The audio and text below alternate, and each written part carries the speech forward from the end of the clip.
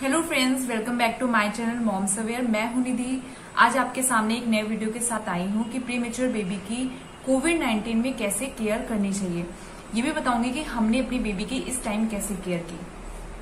Video पसंद आए तो इसे लाइक एंड सब्सक्राइब जरूर करिएगा, बेल आइकन को दबाना मत भूलिएगा। सो मैं अपना वीडियो यहाँ पे स्टार्ट करती हूँ। हमने अपने बेबी की ठीक वैसे ही केयर की जैसे जैसे हमें डॉक्टर ने बताया, हमने वही चीज फॉलो की। तो कुछ पॉइंट्स मैं यहाँ आपसे भी शेयर करने वाली हूँ, तो प्लीज बहुत ध्यान से सुनिएगा इस चीज को। फर्स्ट पॉइंट है, जब भी आप अपने बेबी को टच कर रहे हो बाहर से आके, सबसे पहले आपने हैंड वॉश करो या तो हाथ को सैनिटाइज करो, क्योंकि जो प्रीमेच्योर बेबी होते हैं उनको बहुत ही स्पेशल केयर की जरूरत होती है और इस टाइम तो बहुत ही ज्यादा स्पेशल केयर की जरूरत है, क्योंकि जो प्रीमेच्योर बेबी होते हैं उनकी जो इम्यूनिटी पावर होती है वो बहुत वीक होती है। सेकेंड पॉइंट है कि कई बार क्या होता है कि सबका मन करता है अपने बेबी के आसपास टॉयज रखे। ऑब्वियसली मेरा भी मन करता था। तो आप एक काम कर सकते हो, जब आप अपने बेबी के आसपास कोई टॉयज या कोई ऐसी चीज रख रहे हो जो आपको अच्छी लग रही हो, आपको लग रहा हो कि मेरा मन कर रहा है मैं अपने बेबी के आसपास ये रखूं, तो आप एक काम कर सकते हो, जो चीज है या कोई टॉयज है तो उसे प्लास्टिक से आप रैप कर सकते हो और जिस तरह से आपने रैप किया है उसके आसपास आप उसे सैनिटाइजर से आप उसको सैनिटाइज कर सकते हो, जिससे क्या होगा, इससे बेबी को इन्फेक्शन होने का डर नहीं रहेगा और उस चीज को आपको दिन में 2 से 3 बार सैनिटाइज करना है। आप ये काम कर सकते हो। थर्ड पॉइंट है कि कई बार क्या होता है कि बेबी के रिलेटिव मिलने आते हैं, तो उस टाइम शगुन के तौर पर बेबी को पैसे देते हैं। ऑब्वियसली सबको खुशी होती है तो हर कोई उससे मिलने आता है। तो जो भी रिलेटिव आके बेबी को पैसे दे रहे हो, या तो आप उनसे ले लीजिए, या तो अगर आप बेबी को दे रहे हो तो आप उन बेबी के पास जो और लोग हैं, उनके जो घर के मेंबर हैं, आप उनको पैसे दे सकते हो। पर बेबी के हाथ में बिल्कुल पैसे मत पकड़ाइए, उसके ऊपर मत रखिए, क्योंकि जो पैसे होते हैं वो बहुत सारे हाथ से टच होकर हाई होते हैं, तो उनमें बहुत ज्यादा इन्फेक्शन होता है। फोर्थ पॉइंट ये है कि जब बेबी डिस्चार्ज होकर आ जाता है तो घर पे कई लोग वर्किंग होते हैं जिन्हें काम करने के लिए बाहर जाना पड़ता है, तो बाहर से आने के बाद अच्छा होता है कि वो नहा लें, इसके बाद ही अपने बेबी के पास जाएं। फिफ्थ पॉइंट है कि आपने बेबी को रूटीन चेकअप के लिए डॉक्टर के पास ले जा रहे हो, तो आप इसकी जगह एक काम कर सकते हो कि डॉक्टर से अपॉइंटमेंट ले लो। अपॉइंटमेंट में क्या होगा कि आपको भीड़ को नहीं फेस करना पड़ेगा। ऑब्वियसली जो प्रीमेच्योर बेबी होते हैं उन्हें रूटीन चेकअप की तो बहुत ही ज्यादा जरूरत होती है, लेकिन इस टाइम मैं आपको यही एडवाइस करूंगी कि अगर जरूरत हो, आपको लगे कि आपके बेबी को डॉक्टर के पास जाने की जरूरत है, तभी आप डॉक्टर के पास जाएं। अदरवाइज डॉक्टर के पास मत जाएं अननेसेसरी नॉर्मली, क्योंकि हमारे डॉक्टर ने भी हमें मना किया था। उन्होंने कहा था कि इस टाइम अगर आपको लगे आपको आने की जरूरत है या काफी दिन हो जाए, तभी आप हॉस्पिटल आए।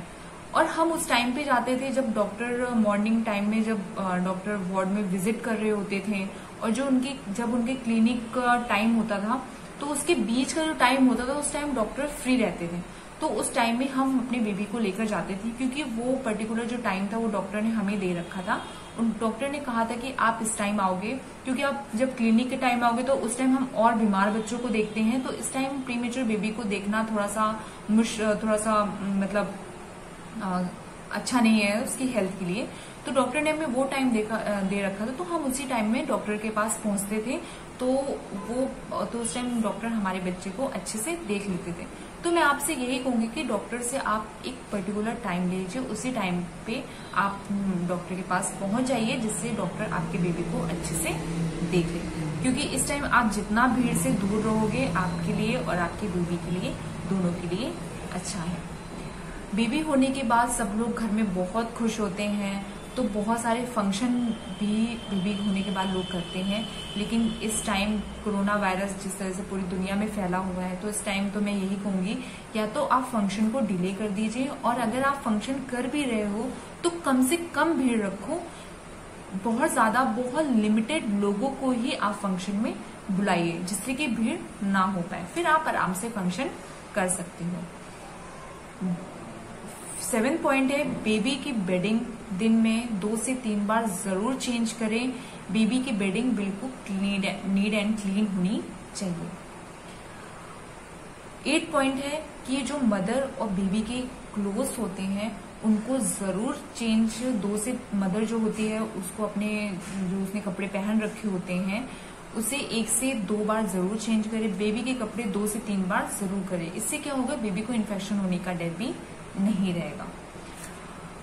नंबर 9 पॉइंट है कि जो प्रीमेच्योर बेबी के एंटीबायोटिक इंजेक्शन स्टार्टिंग में लगते हैं, क्योंकि जैसे कि मैंने इससे पहले जो वीडियो बनाई थी उसमें मैंने आपको बताया था कि बेबी की जो इम्यूनिटी पावर होती है वो वीक होती है, जिससे उनके एंटीबायोटिक्स इंजेक्शन लगने होते हैं।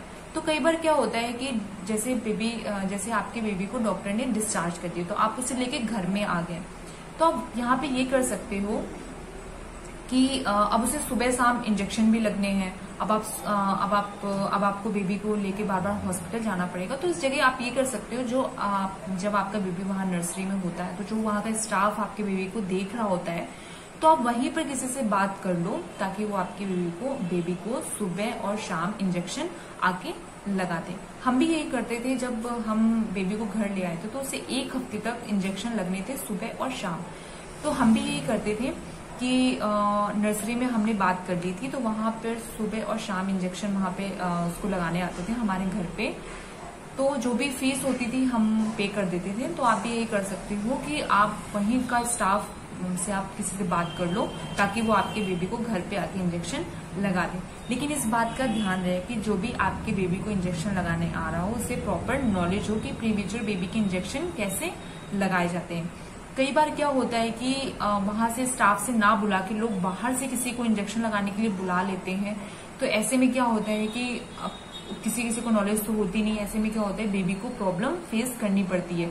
तो बेटर है कि आप जिस हॉस्पिटल में अपने बेबी को ट्रीटमेंट दिलवा रहे हो वहीं से किसी स्टाफ को आप बुलवा के इंजेक्शन अपने बेबी के लगवा सकते हैं। लास्ट पॉइंट है 10th पॉइंट कि आपने जब भी आप मदर जो होती है बेबी को ब्रेस्ट फीडिंग कराने से पहले प्रॉपर हैंड वॉश जरूर करें। इससे क्या होगा, बेबी को इन्फेक्शन होने का डर नहीं रहेगा।